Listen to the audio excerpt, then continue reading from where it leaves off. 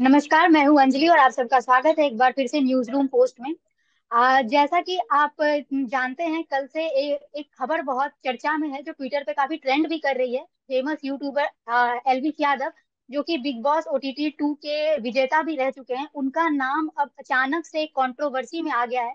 दरअसल एल्विश का नाम एक रेप पार्टी में उनकी जो रेप पार्टी में एल्विश की सम्मिलित होने की बात, और ऐसी रेप पार्टियों में एल्विश के द्वारा सांपों के जहर का सप्लाई करना, ऐसी चीजों में एल्विश का नाम आ रहा है। तो आज हमारे साथ मुंबई से जर्नलिस्ट अनुपमा जी जुड़ रही हैं, जो हमें बताएंगी कि आखिर ये रेप पार्टी होती क्या है और इन रेप पार्टीज में सांपों के जहर का क्या काम। क्योंकि आज तक हमने यही सुना था कि सांप के जहर से लोग मर जाते हैं, लेकिन अब एक ये नई बात निकल कर सामने आई कि सांपों के जहर का लोग इस्तेमाल रेप पार्टियों में करते हैं हाई होने के लिए, जो आज की भाषा में आज के जनरेशन यूज करते हैं नशे के लिए। तो आखिर सांपों के जहर से ये नशा कैसे नशे का क्या तालमेल है, वो सब हमें विस्तार से बताएंगी अनुपमा जी। तो अनुपमा जी, स्वागत है आपका हमारे चैनल न्यूज रूम पोस्ट में। Thank you so much. तो तो इस पूरी खबर से ये खबर इतनी ज्यादा न्यूज में इसलिए है क्योंकि इसमें एल्विश यादव इन्वॉल्व है। हालांकि सांपों का जहर जो है रेप पार्टी में कुछ समय से सुनने को मिलता रहा है, लेकिन पहली बार जो है लोग बिल्कुल चौंक रहे हैं इस बात को सुनकर कि सांप और रेप पार्टी। तो एल्विश यादव क्योंकि इस एल्विश यादव की वजह से न्यूज इतना उछल रहा है, तो लोग सर्च भी कर रहे हैं कि आखिर क्या बिल्कुल होती है रेप पार्टी, सांप के जहर का क्या इस्तेमाल होता है रेप पार्टी में। तो सबसे पहले तो मैं आपको बिल्कुल। समझाती हूँ कि रेव पार्टी क्या होती है। जनरली आपने पुराने जमाने में सुना होगा, बहुत सालों पहले भांग अफीम इस तरह के नशे किए जाते थे। धीरे धीरे धीरे धीरे बिल्कुल। मॉडर्न एज में अब जो क्लब्स होते हैं वो बहुत ज्यादा पब्लिक उसमें बहुत ह्यूज नंबर्स में नहीं आते, क्योंकि हमारे देश में रेव पार्टी इलीगल है। तो जो क्लब्स हाँ। होते हैं जिसमें कि क्लोज नेट कम्युनिटी होती है, जो कि जिन्हें पता है कि हाँ भाई ये ड्रग्स लेता है, ये ड्रग्स लेता है, ये ड्रग्स, मतलब एक क्लोज नेट कम्युनिटी क्लब्स में या मोर ज्यादातर प्राइवेट पार्टीज में। तो जो ये रेव पार्टीज होती है उसमें जो लोग भी पार्टिसिपेट करते हैं, सम्मिलित होते हैं, वो अलग अलग तरह के ड्रग्स का इस्तेमाल करते हैं, जिसमें कि कोकेन, हेरोइन, अलग अलग। उस फैमिली में कई सारे होते हैं जिनके बड़े टेक्निकल नाम है, कई सारे ड्रग्स शामिल होते हैं। और जी। कई कई लोग उसे टैबलेट के रूप में लेते हैं, कई लोग उसे पाउडर के रूप में लेते हैं जिसे बस सूंघने का काम करते हैं, कई लोग इंजेक्शंस भी लेते हैं। तो बेसिकली क्या है, बिल्कुल। अलग अलग फॉर्म में लिया जाता है। कई लोग उसे अल्कोहल में मिक्स करके लेते हैं। तो जी। कुछ सालों पहले तक हम सुनते थे कि ये रेव पार्टी बेसिकली एक शब्द में कहें तो ड्रग्स की पार्टी आ, में सिर्फ जो ट्रेडिशनल ड्रग्स थे, कोकेन की कैटेगरी के या वो जो हेरोइन के कैटेगरी के, उस तरह के ड्रग्स ज्यादा प्रचलित थे। बट अब रिसेंट बिल्कुल। में हमें सुनने को मिला है कि रेव पार्टी में सांप सांप का जहर हाँ, भी होता है। ये कुछ नया आया है। बिल्कुल, एक्चुअली ये नया है नहीं। ट्रेडिशनली अगर आप बहुत पुरानी कहानियां पढ़िए तो भारत के लिए या जो पुराने गांव में जो सांप के जहर का इस्तेमाल कुछ पर्टिकुलर औषधि बनाने के लिए की जाती थी, जब मेडिकल साइंस उतना इवॉल्व नहीं था। लेकिन वो एक दवाई के रूप में इस्तेमाल होता था। अगर आप जो भारत का इतिहास उठाकर देखेंगे या कल्चर यहाँ का, तो जो गांव में बहुत पुरानी कहानियां पढ़ेंगी, तो गांव में जो होता था वो सांप के जहर जो थे ना, वो औषधि औषधि कहते हैं ना, जो ट्रेडिशनल मेडिसिन वगैरह होते हैं वो बनाने के बिल्कुल। लिए किया जाता था। और अच्छा, उसी मतलब जहर से दवाई बनाते थे वो। दवाई बनाते थे, क्योंकि ऐसा नहीं है कि सांप का जहर मतलब high poison, high intensity poison नहीं होता था। ओके। वो ऑब्वियसली लो इंटेंसिटी पॉइजन होता था, जो कि कुछ हर्ब्स के साथ, कुछ पत्तियों के साथ, कुछ किसी चीजों के साथ मिक्स करके जी। वो एक दवाई के रूप में यूज भी किया जाता था। ये एक ट्रेडिशनल मेथड है, बिल्कुल। ट्रेडिशनल इंडियन मेडिसिन का एक सिस्टम रहा है। लेकिन रेव पार्टी में जिसमें नशा करने के लिए ये लिया जाए, ये जो है ये रिसेंट डेवलपमेंट है। और उसमें सांपों का जहर या सांप किस तरह से इस्तेमाल होते हैं, ये बड़ी एक इंटरेस्टिंग सी चीज मैंने पढ़ी रिसर्च के बाद। तो बेसिकली होता क्या है कि जी। आपको पता है कि सांप में जो सबसे जहरीला सांप होता है वो किंग कोबरा होता है। तो ऑब्वियसली जी। बिल्कुल। कोबरा, जो एडल्ट किंग कोबरा होते हैं, उनका जहर तो यूज नहीं होता, क्योंकि हम्म। उनके जहर से तो कहते हैं कि काटा हुआ पानी भी नहीं हाँ। निकलता। तो जो बेबी बिल्कुल बिल्कुल। कोबरा होता है या उसी उसी जो जहरीले सांप होते हैं, उनका जहर निकाल कर एक्सट्रैक्ट करके कुछ पाउडर के रूप में यूज होता है, कुछ उसके ड्रॉप जो है अल्कोहल में डाल के लोग शराब पीते हैं, और नहीं तो वो टैबलेट्स के रूप में यूज होता है। तो इतनी तरह तरह की बिल्कुल जो है क्रिएटिविटी लोग इस्तेमाल करते हैं, मतलब सही काम में नहीं यूज करके सांप के जहर से इस तरह की चीजें बनाने में लोग अपना दिमाग लगाते हैं। उससे रेव पार्टी में या जो भी ड्रग्स के जिन्हें भी ड्रग्स का एडिक्शन है वो यूज करते हैं। नाउ ये सांप आते कहाँ से हैं? तो बिल्कुल, ये बहुत बड़ा सवाल है।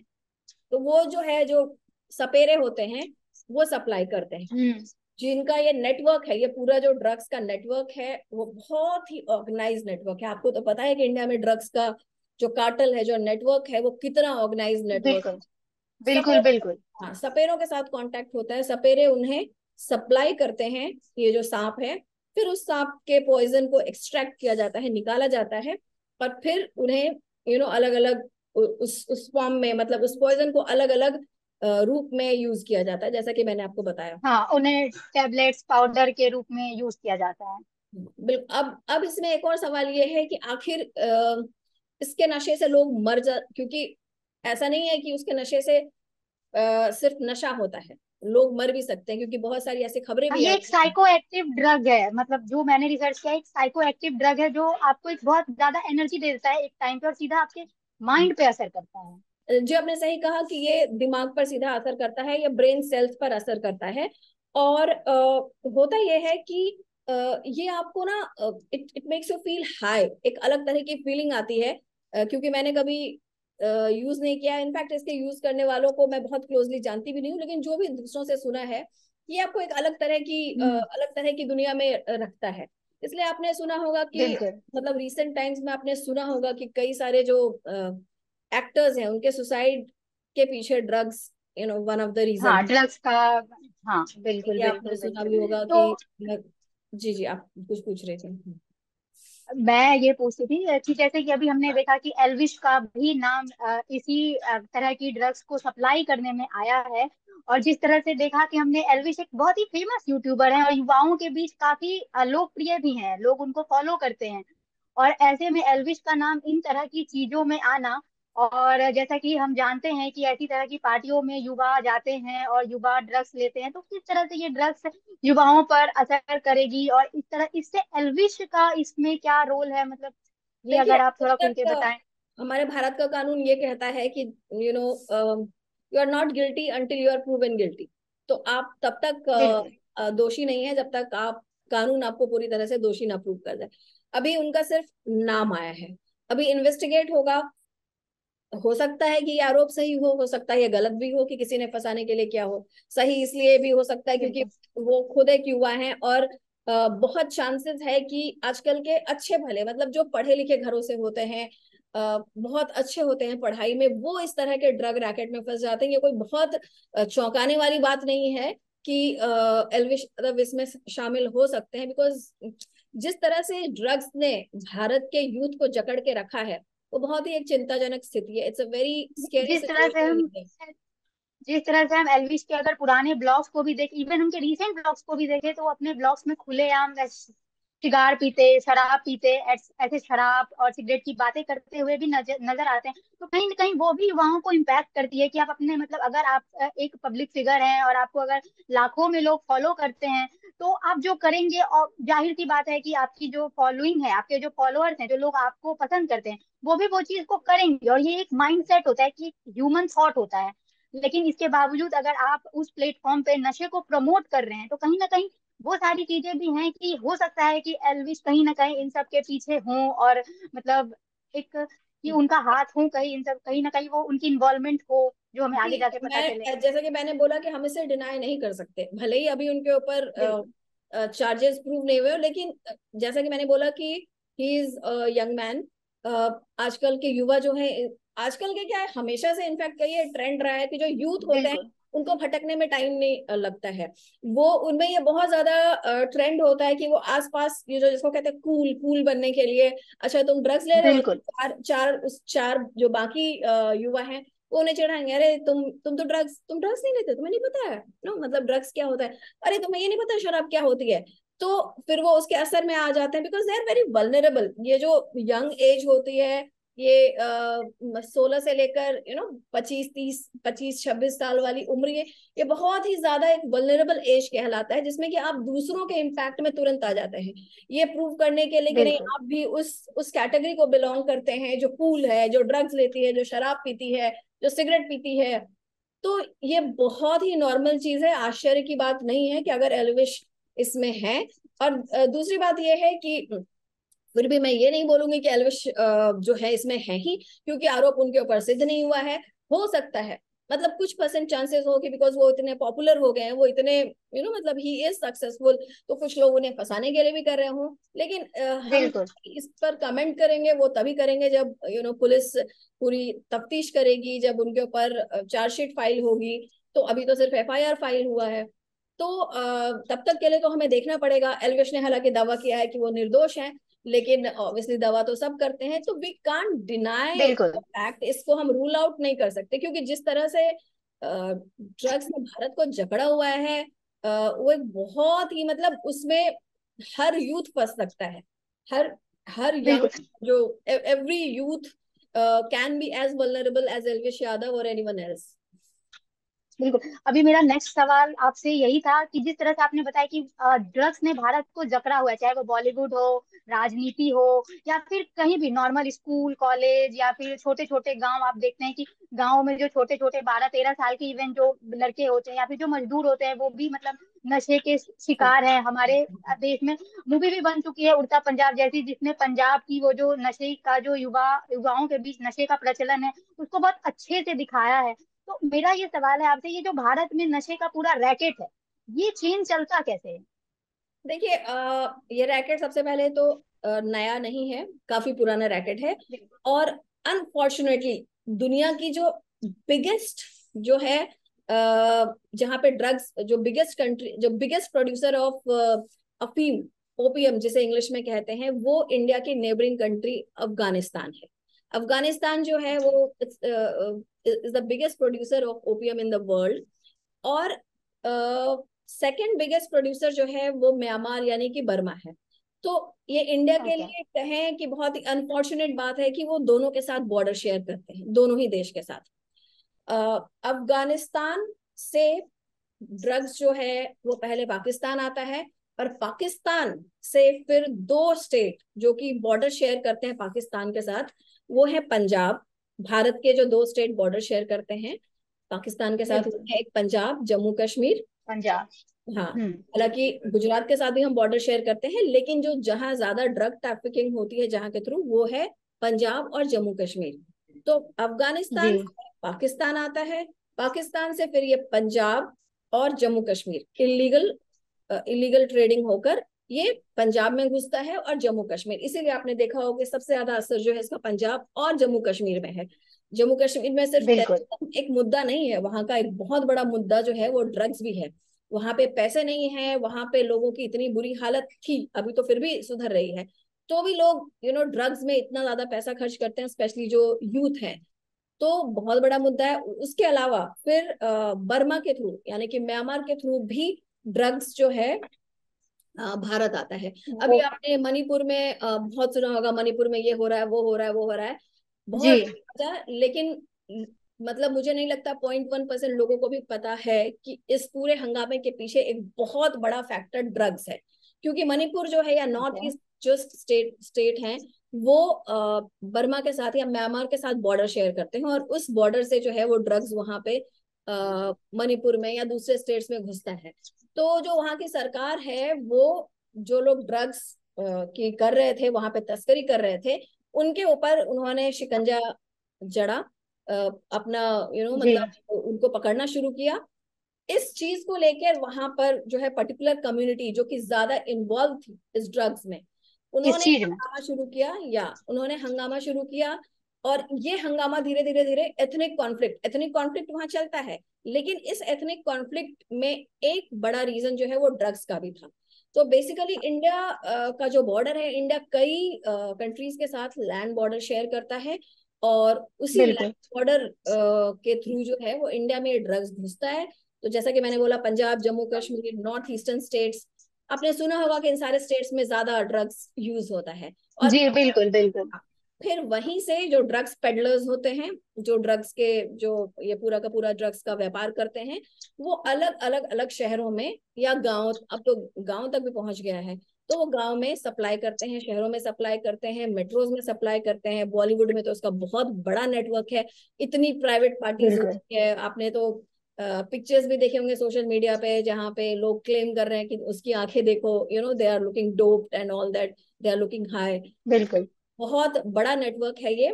और इसका one of the main reason ये है कि जो हमारे बॉर्डर्स हैं वो सिक्योर्ड नहीं है, उसमें अच्छे से फेंसिंग जो है वो नहीं हुई है।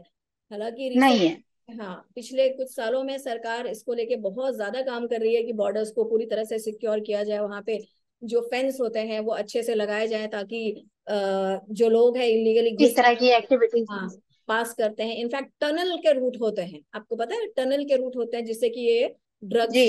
भेजे जाते हैं। बहुत साल पहले फिल्म आई स्पेशली जम्मू कश्मीर है, जम्मू कश्मीर वगैरह में वो टनल के रूट्स अभी भी हैं, और वो थी। टाइम टू टाइम हमारी गवर्नमेंट उसको मतलब उसको खोजती रही है, लेकिन वो अगेन दोबारा वो टनल बिल्ड हो जाता है। बिल्कुल, आपने फिल्म देखी होगी सरफरोश, बहुत साल पहले आई थी। उसमें ये पूरा जी जी जी, आमिर खान की। कैसे ड्रग ट्रैफिकिंग होकर इंडिया में पहुंचता, बहुत सारी फिल्में हैं, बट वो एक बड़ा ही, बहुत ही सही तरीके से वो नेटवर्क को दिखाया गया था। मैम अब मेरा आपसे आखिरी सवाल यही है कि मतलब आपको क्या लगता है कि ये सारा जो ड्रग्स का रैकेट सालों साल जो चलता आ रहा है हमारे देश में, और मुझे लगता है कि ये और बढ़ ही रहा है, तो जो गवर्नमेंट है, मौजूदा गवर्नमेंट है या आने वाली और कोई भी गवर्नमेंट होगी, तो आपको क्या लगता है कि वो इसको कंट्रोल करने में किस हद तक सफल होगी या सफल रही है? देखिए, ये ऐसी चीज है कि कंट्रोल करने का तो सबसे, जो सरकार की ओर से जो कदम होना चाहिए, मैं बार बार हर हर किसी को यही बोलती हूँ कि सरकार चाहे कोई भी हो, हम जो है बहुत ही कन्वीनियंटली हर सरकार पे ब्लेम डाल देते हैं कि भाई सरकार ने ट्रू। नहीं। लोग अपनी जी रिस्पॉन्सिबिलिटी कभी नहीं लेते हैं कि भाई जो पेरेंट्स हैं वो थोड़ा अपने बच्चों पे नजर रखें, या जो बच्चे हैं वो खुद इसका बैड इम्पैक्ट सीखें। आजकल तो इन्फॉर्मेशन का दौर है, उन्हें पता है कि भाई इससे क्या हो सकता है, लोग मर जाते हैं, मतलब इतनी अच्छी जिंदगी, यूथ, मतलब पढ़े लिखे लोग होते हैं। तो सबसे पहले मैं बात करूंगी जी। सरकार की, कि सरकार क्या ले सकती है, चाहे वो सेंट्रल गवर्नमेंट हो, स्टेट गवर्नमेंट हो। तो सबसे पहले तो इसका, जैसा कि मैंने अभी आपको थोड़ी देर पहले ही बताया, कि इसके लिए बहुत जरूरी है कि हमारे बॉर्डर्स जो है वो बहुत सिक्योर, उस पे इतनी कड़ी बिल्कुल। निगरानी हो। हमारे जो बॉर्डर्स हैं उससे इलीगल रोहिंग्यास घुसते हैं, वो फिर म्यांमार से आते हैं, पाकिस्तान से सीमा हैदर घुस जाती हैं। सब सब सीमा इधर घुस जाती है। वो तो नेपाल के रास्ते से आई थी, पाकिस्तान से नेपाल आई, मतलब वो थ्रू बहुत बॉर्डर, थ्रू बॉर्डर ही था, मतलब अगर बॉर्डर ही वहां पे था, भी टाइट हाँ, लेकिन वो सिक्योरिटी होती तो। इंटेलिजेंस थी कि वो घूम घूम के आई। तो बेसिकली ये कि जी। हमारे बॉर्डर्स जो है ना बहुत ही इनसिक्योर है। तो इसका पहला सबसे स्ट्रांग कदम ये है कि हमारे बॉर्डर्स बहुत स्ट्रांग होने चाहिए, वहां की फेंसिंग इतनी स्ट्रांग होनी चाहिए कि लोग वहां घुस ना सके। हमारे लैंड जी बॉर्डर्स, जहां आपने देखा होगा, ये देखिए भारत का नक्शा है, मेरे पास ग्लोब भी है, कि जी। यहाँ से 15,000 किलोमीटर का लैंड बॉर्डर इंडिया जो है दूसरे कंट्रीज के साथ शेयर करता है। तो ओके। बहुत जरूरी है कि वहां पे फेंसिंग इतनी स्ट्रांग हो कि कोई घुस ना सके। दूसरी बहुत जरूरी ये है कि जो है आपके इंटेलिजेंस नेटवर्क है वो और स्ट्रांग होनी चाहिए, कि जो ड्रग ट्रैफिकिंग हो रही है उस पर बहुत कड़ी नजर रखी जाए। और जहां पे जो लोग कर रहे हैं, देखिए, युवाओं को मिलेगा कैसे, अगर कोई सप्लाई करेगा तो ही तो मिलेगा ना। तो जो सप्लायर्स हैं उनकी पुलिस के साथ बहुत जबरदस्त मिली भगत होती है। जम्मू कश्मीर, पंजाब में पुलिस जी के साथ जो सप्लायर्स हैं उनका नेटवर्क बहुत स्ट्रांग है। तो जो सप्लायर है, जी। अगर आप उसे वही रोकेंगे तो ही तो फिर वो युवाओं तक नहीं पहुंचेगा। तो इसके लिए सबसे बड़ा कदम बिल्कुल ये है कि जो सप्लायर्स हैं दे शुड बी कॉट, उनके ऊपर गाज गिरनी चाहिए, पुलिस के साथ जो उनकी साठगांठ होती है उस पर बिल्कुल। जरूर नजर रखी जाए। तो इंटेलिजेंस यूनिट का इसमें रोल जो है बहुत बड़ा है। और बाकी तो रिस्पॉन्सिबिलिटी पेरेंट्स के ऊपर है, खुद बच्चों के ऊपर है कि बिल्कुल बिल्कुल। उससे दूर रखें। तो यही सारे कदम है भाई, इससे रोका जा सकता है। और देखिए, आजकल की दुनिया तो ऐसी है कि लोग गेमिंग और मतलब यूट्यूब पे इतने सारे लोग, ये सारे इतना असर होता है कि उसको लगता है कि भाई हाँ यही सही है। तो उस थोड़ा सा कहीं ना कहीं एक कहते हैं ना कि पेरेंट्स को बहुत ध्यान रखना चाहिए, कि बहुत कॉन्शियस होना चाहिए, बच्चों के दिमाग में ये बार बार डालना चाहिए कि अ, ये कितना गलत है। तो वो एक बिल्कुल। बहुत ही बड़ा एक पेरेंट्स का रोल, सोसाइटी का स्ट्रिक्ट रोल। पेरेंटिंग। यस। बिल्कुल। ठीक है। Thank you so much Anupama ji, आज हमारे साथ जुड़ने के लिए, और ड्रग, सांपों से जुड़े ड्रग और ड्रग कार्टेल का जो ये पूरा नेटवर्क है, इसके बारे में हमें विस्तार से अच्छे से समझाने के लिए, हमारे ऑडियंस को बताने के लिए।